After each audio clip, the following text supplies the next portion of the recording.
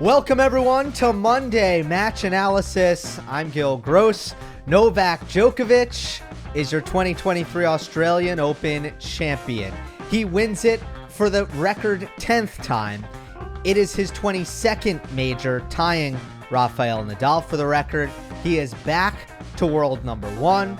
He defeated Stefanos Tsitsipas in straight sets in the final, maintaining his undefeated record in AO finals.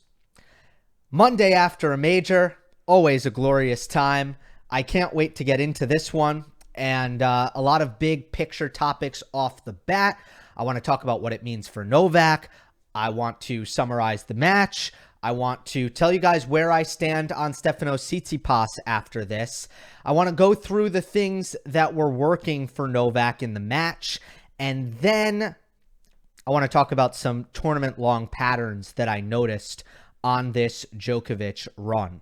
Starting out with what it means for him, well, first and foremost, meant a whole lot. I've never seen Djokovic so emotional after a victory. I think it had a lot to do with what happened last year and coming full circle, erasing those negative feelings, avenging that negative incident.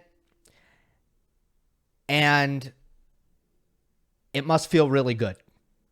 He called it the most important victory of his career. He called it the most challenging tournament of his career. Now, the challenging part, maybe that also came into why it was so emotional for him.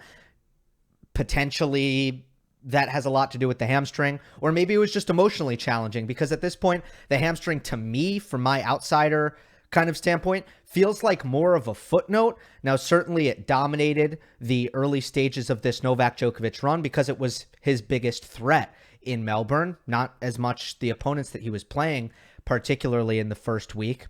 But by the end, it got better. And I think when we look back on the history of this, it's going to matter very little. It will not be something that's going to be remembered very well, because it did get better by the end of the tournament, and he ended up really putting in a dominant run. Seriously, dominant. He only lost one set. Feather in the cap of Enzo Cuoco. Something to tell his grandkids. He probably should have been 21-0 in sets. It felt a lot to me like Wimbledon 2021, where you knew the form was good, the conditions were good, and the draw was good. You had everything going in his favor, and the end, it translated into a run where he seemed to be under very little threat. And lastly, his Australian Open resume is starting to resemble Nadal's Roland Garros resume. They are the only two men to get to double-digit singles majors. And it's really in the same category at this point. I'm sure if you put the numbers side by side, Nadal has an edge there. But you know my stance on this. These small margins are really not the best thing to fixate on. At the end of the day, in terms of wow factor, impressiveness, dominance at a major, Nadal at RG, Djokovic at AO, it's pretty much the same thing. It's both absolutely mind-blowing. And lastly, I like to I feel like I'm saying this every week, honestly, but he's on an insane run since Wimbledon. And after a first half of 2022, which was unproductive from a results standpoint and emotionally challenging, since Wimbledon, he's won 6 of 7 events. It continues to be a really, really amazing run. Back to number one in the world at 35 years old. Final wasn't too competitive. Let me just run through it here. First set, Djokovic got the break at 1-2, and he never came anywhere near dropping serve in this first set. He was 30 love every single game. He lost one first serve point total. it did not feel like a competitive first set, even though it was only one break of serve. Second set got a little bit tighter. It was definitely the most even set. Djokovic had to play several tight service games, and it was actually Tsitsipas earning the only break chance in this set. And it was not only a break point, but a set point. And it's a point that I'm going to go back to and break down in depth later on in this analysis.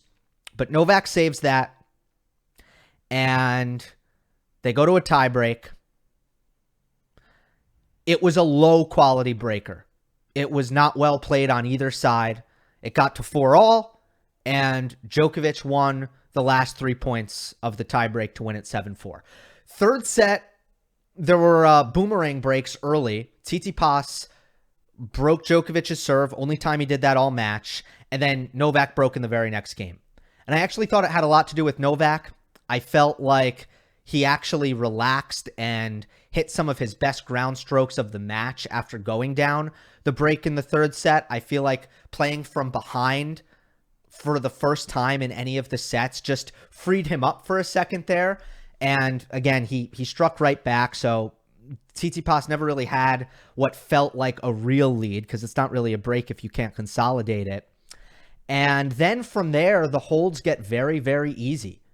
Really easy holds of serve. I felt the quality was super high for most of the third set, but the drama was really, really low.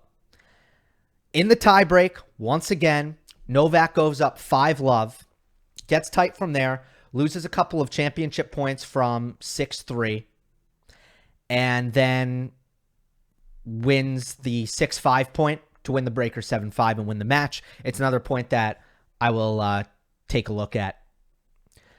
Djokovic in this head-to-head against Tsitsipas has now won the last 5 tiebreaks. The last 5 tiebreaks in this head-to-head. And that's like 5 breakers in, I want to say, 4 matches.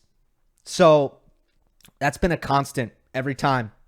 He's just fighting more under pressure in this head-to-head.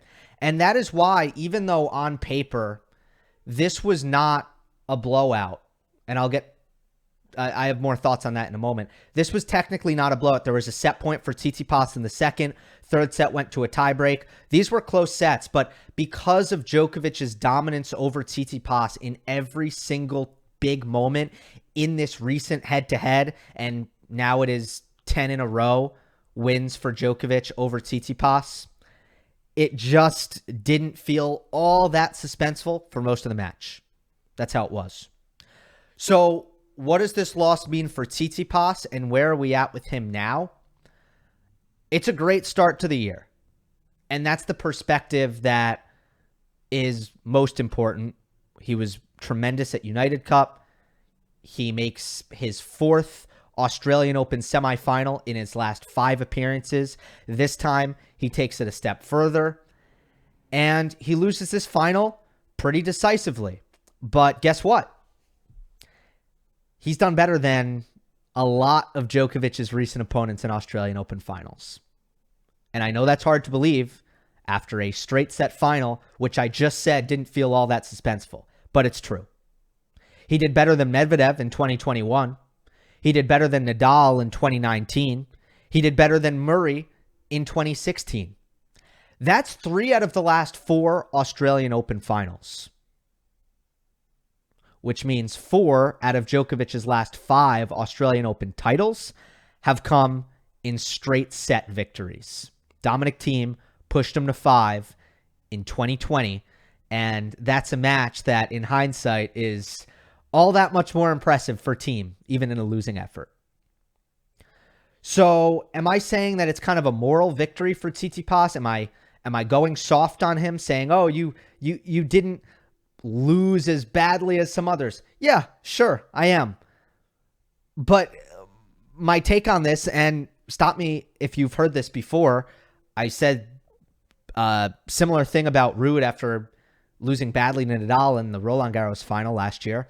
And I feel like I've said some similar things about Berrettini in some of, his losses to Djokovic, or his loss in the Wimbledon final to Djokovic. Look, Tsitsipas is not Novak. He's not. Never has been. Never was going to be. He's not Novak. And I understand that the age thing is something that you look at and you think, well, Tsitsipas is in his prime and Djokovic is 35, so Stefanos should win. Like, what are these young guys doing? They should win. It's just not how it works. It's not how it is, because Novak is playing like the all-time great that he is, and Tsitsipas is not that guy. It's that simple. So to think Stefanos should be expected to win these matches because of his age doesn't make any sense. I still think Tsitsipas will probably win a major. I don't know if he will ever get this close again to world number one. I feel the same way about Ruud, who was one match away at the U.S. Open final. I mean, it is hard to get to number one. Very, very hard. I think it's easier to win a major than to get to number one. So I don't know. But I do think Tsitsipas will still win a major. I just think he probably needs to avoid Djokovic in order to win one of these things. That's what it feels like, especially off clay. I just don't think he's going to beat Novak in a major, especially off clay. So that's where I stand right now with Stefanos. Getting into the tactics. A lot of my pre-match analysis had to do with Tsitsipas's backhand, how Novak was going to attack it, how Tsitsipas was going to attempt to defend it. And that played out certainly in this match in a lot of interesting ways. Tsitsipas's forehand versus Djokovic's forehand, that's also something that we will certainly discuss. I actually need to pull up my materials here because I did not do that before I started recording. So give me just a second here. I want to look at the set point in the third set. By looking at that set point, I'm going to be able to revisit a lot of the things I talked about before the match in terms of how Djokovic plays Tsitsipas in what I believe is the best possible way, the smartest possible way, and in a manner that's head and shoulders above what most people are doing against Tsitsipas when it comes to baseline patterns especially. So let's just watch this and break this down here. So this is, again, the set point, and it's going to start with a Djokovic second serve to the Tsitsipas backhand. And Tsitsipas is kind of standing about a foot or two behind the baseline. And this kick serve jumps above the Tsitsipas shoulders. And before I get any further, this wasn't anything that I really wanted to hammer home in my analysis of the match. But while we're here, I should mention it. I did not understand what Tsitsipas was doing on the second serve return in this match. It has been a constant critique of mine tactically for Tsitsipas, but he actually moved in against Djokovic. He was 2-3 feet closer to the baseline to return Djokovic's second serve. This was confirmed by Hawkeye versus what he was doing for the remainder of the tournament. Doesn't make any sense to me. I think Tsitsipas is a much better returner when he moves back, gives himself time to create more forehands and produce the backhand and allow the ball to drop down into his strike zone so that he's not taking it on the rise above his shoulders where he just can't get any strength on it. So of all of the serve statistics, the worst one for Tsitsipas, the worst one was that he allowed Djokovic to win 62% of his second serve points. That is way too high. So, we're going to see Djokovic hit the kick serve to the Tsitsipas backhand. Bad return by Stefanos for a second serve return. Djokovic is going to be able to attack a forehand. And because he's in an offensive position and he feels like he can try to get Stefanos to play some defense, he's going to go inside out. And Tsitsipas defends pretty nicely on his backhand here. Really well, actually. This is deep. This is a pretty heavy backhand. And this is the spot where almost everyone in a big point against Tsitsipas is going to go back inside out, and they're going to say, let's go to the weaker side again. Because from this position, everybody's afraid of the Tsitsipas forehand. They don't want him to hit a Tsitsipas forehand. This is where Djokovic is different. This is where Djokovic I think, tactically separates himself. There's no space on the backhand side right now to hit into. Tsitsipas is positioned really well on the ad side. He's deep in the court. He's off center to his left. So Djokovic is not going to go inside out to try to get it back to Tsitsipas's backhand. He's going inside in. He needs to create some space, and he's not afraid of the Tsitsipas forehand. So he's going inside in, and now Stefanos hits a running forehand. He's not going to do crazy damage on a forehand like this because he's on the run. So while everybody is so scared to go to Tsitsipas's forehand from this position, the fact is they shouldn't be. Because Tsitsipas on the run, yes, sometimes he can hurt you, but honestly, if he's hurting you on the run, too good. All right, running forehand. It goes kind of central. Oh, now Novak has opened up space on the backhand side. Now we have a chance to get Tsitsipas to defend. So we'll go there. Inside out forehand by Djokovic. And I do want to point out in this rally, both on the first forehand and on this next forehand coming up, Novak's a little tight. This is a huge moment in the match. So in terms of the potency and how flat he's hitting his forehand and how fast he's hitting his forehand, Novak could have done much better in this point. In fact, I think if this were a situation where he was feeling no stress, he would have finished this point a lot quicker. All right, so now he goes inside out. Look at it. It's not good. It's actually not a good inside out forehand by Djokovic. Tsitsipas is there. He is going to go down the line. And now once again, Djokovic needs to try to reset. He's got a forehand and he needs to try to look for his pattern again. What is that pattern? Create space to the Tsitsipas backhand to find a ball to attack. So here's a cross-court forehand. He hits it with great depth. Now, this is an area where some players would get hurt. If you don't hit a good enough cross-court forehand here, Tsitsipas is very well positioned to do damage on the next ball. But Novak, master of depth, he hits it very deep, and Tsitsipas puts the ball back into the middle of the court again. Look where Stefanos is again. He's now on the deuce side. There is space to hit into on the ad side. So what does Novak do? I'm sorry, I'm a broken record, but this is how Djokovic is playing the point, and this is how he plays Stefanos Tsitsipas. He's like a calculator tactically. That's how Novak is. He knows what patterns are best, and he's able to execute them over and over again. So he does it again. And look what we have here. This is a slightly better forehand by Djokovic, and Tsitsipas has to hit an open stance one-hander. On the run, this is what we want if you're Novak. Now, Djokovic can run around and hunt his forehand. And this is a pattern we talked about. Get Tsitsipas under pressure in his backhand corner and then hunt forehands. Now, he's going to go one more time because this is such a weak ball on the open stance. Because it's a weak ball, Djokovic is going to go inside out one more time and really hit it hard this time. This is his hardest forehand of the rally. Now Tsitsipas is deep into the corner. He can't go down the line on this ball because there's too much pace coming in. He wouldn't be able to time.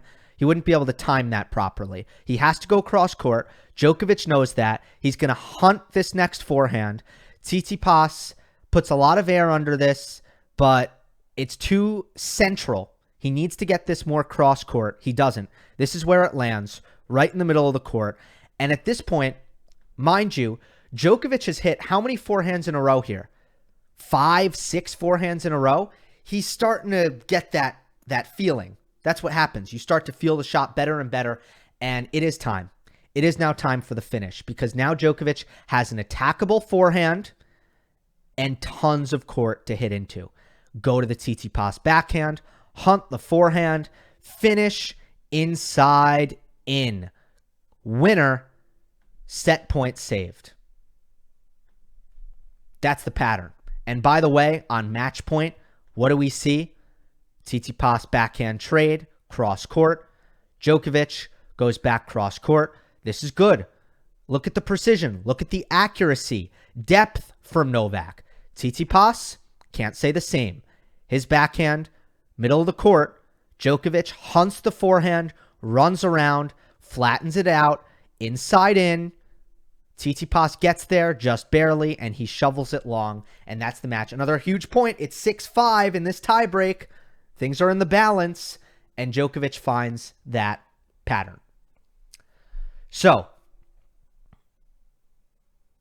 while most players are scared of the Tsitsipas forehand, and they're getting predictable going to the ad side, they're allowing a player like Tsitsipas to get settled in their backhand corner, hit comfortable, stationary backhands, and hunt runaround forehands. While most players are doing that, Djokovic is moving the ball around the court and applying constant pressure and poking the backhand in ways where it feels like it's under pressure. And that is how you extract the weakness out of that weakness. And that is why, what have we seen from Novak? We now see an 11-2 head-to-head against Tsitsipas. We have a 4-0 head-to-head against Casper Ruud. We have a 4-0 head-to-head against Matteo Berrettini. What are these guys? These are the guys who have enormous forehands, weaker backhands, and have been in major finals in the last 3 years. They do not threaten Novak Djokovic because he just plays them better. While everyone else is playing checkers against those guys, Novak is playing chess. I actually think Tsitsipas had a pretty good day on the backhand. I think he hit his backhand very, very well when he was able to get settled on it and hit it from stationary positions, and when he was not under pressure. I thought when he had chances to be offensive on it, it was pretty money, and I think he was trading it with a lot of good quality. Often, it was the return and the defense where it was vulnerable, and it will be vulnerable every single time. You know, Tsitsipas just doesn't have it in him to defend well on that side, and usually, with some exceptions, he doesn't have it in him to return well on that side. That is what Novak took advantage of. Not just your average run-of-the-mill, no pressure backhand trade, because Tsitsipas's backhand was actually really good in this match at times, or in certain situations, I should say. All right. One thing it can never do, let me just point this out. The rallies that we just saw, Tsitsipas can't turn defense to offense with his backhand. He can't. So that's one area where even Tsitsipas on a great backhand day, which I think this was, it'll never be great enough to turn defense into offense on that side. And that's why Djokovic hit a million forehands in this rally.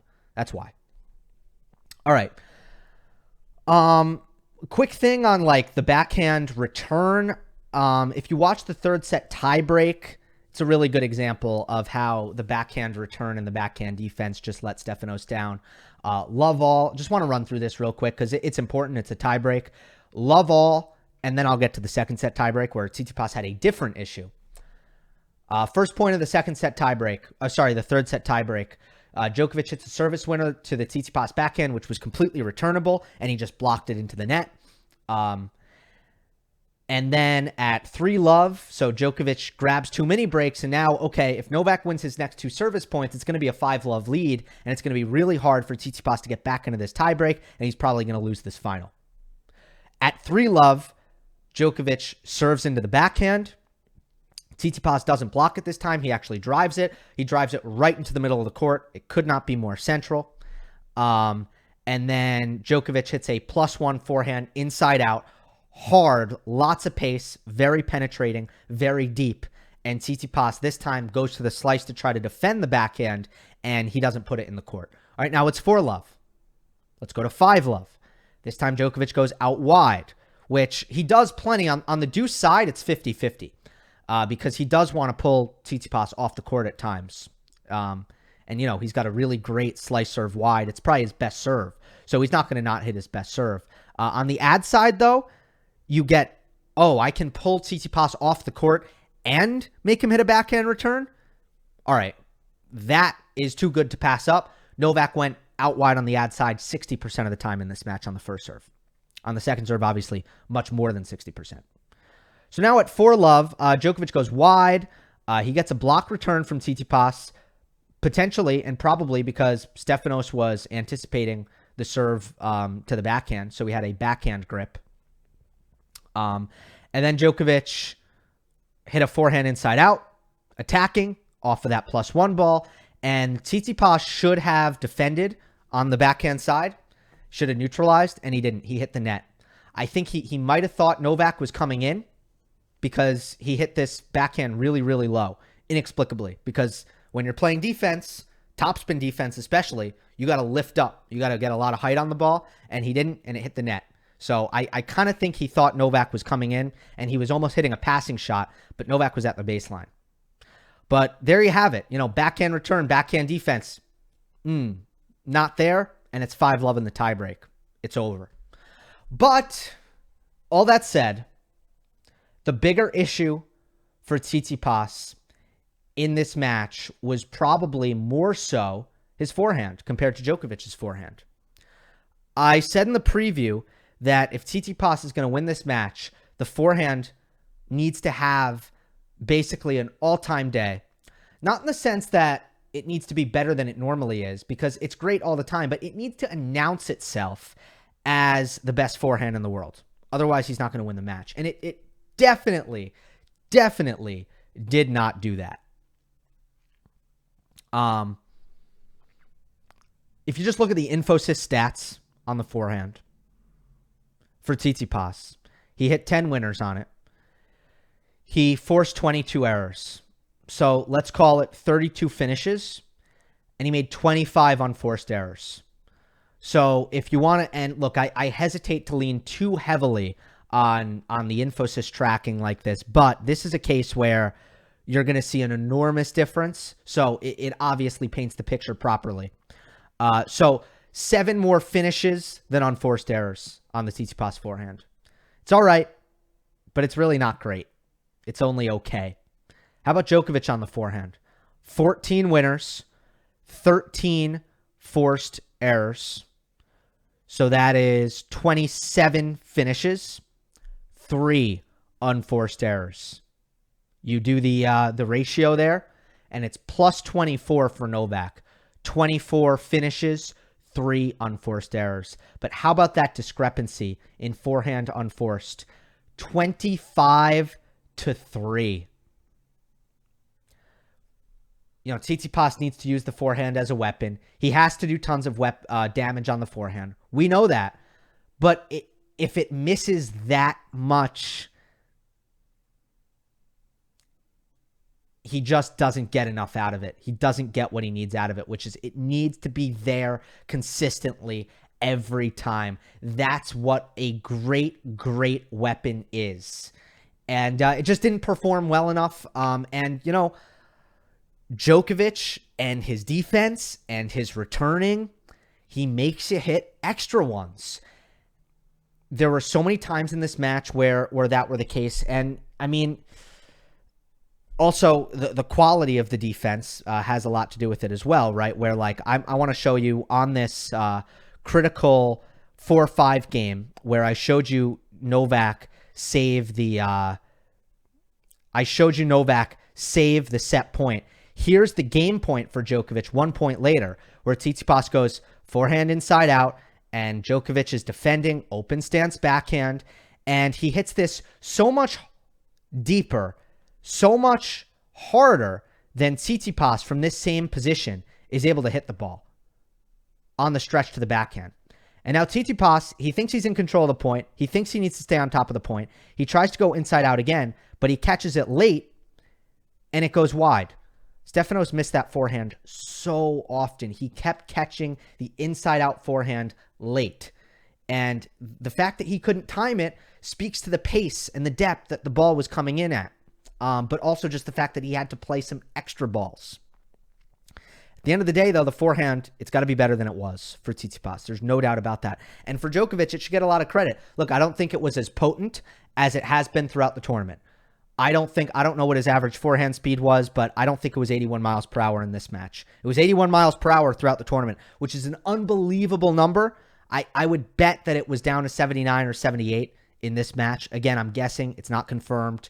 but he just had a little bit more tension in his arm, understandably so, in this final. And as a result, he wasn't getting the same depth or the same speed on it for long periods in the match. I thought in the third set it got a lot better in that respect.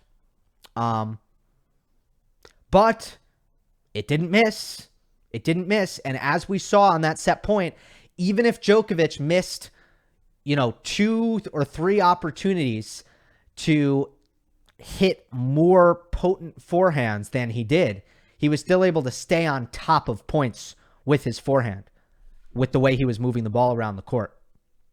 And then, I also need to mention, if we're going to talk about forehand reliability and what a big factor that was in the match, you got to mention the second set tiebreak, where on paper, Tsitsipas made 5 unforced errors, and there were a lot of forehand unforced here that were just unacceptable for Tsitsipas. In a big spot in a tiebreak against Novak, you can't miss it. And I have it so many times in my notes here. At love all, Djokovic, nice running, nice defending. Tsitsipas, forehand unforced error, which, he just cracked it long, trying to build. Not under any pressure here. I have a forehand unforced error at 1-2. I have a forehand unforced error at 1-3, where he tried to run around and his feet didn't get there. I thought there was some footwork that was sloppy on the forehand for Tsitsipas at certain points in the match. So now, that's how I have Djokovic or Tsitsipas going down 4-1. Novak gets really tight in this tiebreak, and suddenly it's 4-all. Djokovic hits a backhand unforced error, a double fault, a missed return, which he should have had because Tsitsipas missed his spot. 3 really bad points. Now it's 4-all. What happens at 4-all? Forehand unforced error by Tsitsipas. I have in my notes here. Can't miss it. Can't miss it. Then it's 5-4. Tsitsipas makes a backhand unforced error at 5-4, where he was trading, and it goes long. And then Djokovic hits a service winner at 6-4, and that's the second set tiebreak. 3 forehand unforced errors can't happen in a tiebreak if you're Stefanos Tsitsipas. Can't. The last thing I want to point out is not about something that Tsitsipas or Djokovic did in the match. It's about what didn't happen in the match. It's about something that was absent, which is Tsitsipas net rushing. And this was one of my keys to the match for Stefanos coming in, because my take was this. My take was that neutrality is not going to be a good thing for Stefanos. Djokovic is going to out-duel him, outsmart him, dissect him, pick him apart, all of those things in neutral baseline rallies. And the way you avoid neutrality is you get one forehand to look at, you get one short ball or opportunity to approach to look at, and you get your butt to the net right away, period. Maybe you serve and volley even. That way you don't even rely on anything attackable or short. You get to net. Tsitsipas in this match, 12 of 17 at net. Not nearly enough. I mean, I'm sure if he were to have his way, that he'd be at net at least 10 to 15 times per set. And at the end of 3 sets, he's only at 17. He's 12 of 17.